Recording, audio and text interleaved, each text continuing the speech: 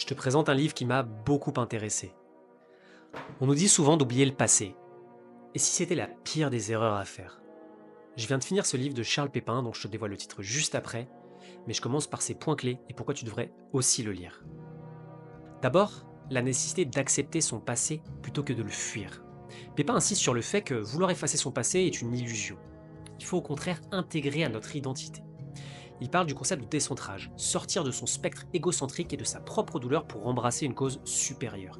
Et ça, par exemple, c'est le propre des artistes, des religieux, dont le travail quotidien sert une cause au-delà de leur propre être. Ouais, je sais, pas facile dans notre société de penser aux autres. Ça pique, hein. Ensuite, il invite à transformer les épreuves, quelle que soit leur importance, en opportunités. Plutôt que de subir, il faut utiliser ce qu'on a vécu pour évoluer et devenir plus fort. Et on voit souvent cela sur les personnes qui rentrent de la guerre. Deux personnes vivent la même horreur, mais une personne pourra être renforcée par cet événement et une autre détruite. En 3, les émotions ont un rôle central dans la mémoire. À titre personnel, j'ai l'impression d'avoir une mémoire plutôt faillible. Si ce que j'entends ne provoque pas vraiment d'émotion, tu peux être sûr que ce sera très vite oublié. Mais plus que ça, Pépin explique la manière dont on se souvient de notre passé et comment elle influence notre présent. Tout ce que nous vivons au présent en fait, il est vu à travers le filtre de notre passé.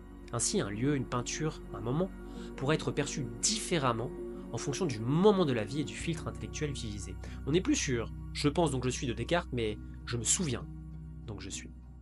Enfin, il parle de l'inspiration des grandes figures historiques. Il cite par exemple des personnalités qui ont transformé des épreuves en force, philosophes, artistes, entrepreneurs, et notamment le concept de stoïcisme, qui vise à confronter ton passé plutôt que de l'enfouir.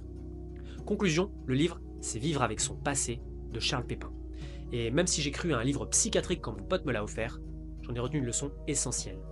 Si ce que tu as vécu est dur, alors ne l'enfouis pas. Fais-le remonter de ta mémoire, réfléchis-y et modèle avec tes expériences présentes positives. J'espère que ce résumé te servira. N'hésite pas à me laisser des commentaires si tu as des questions ou remarques. A bientôt, ciao.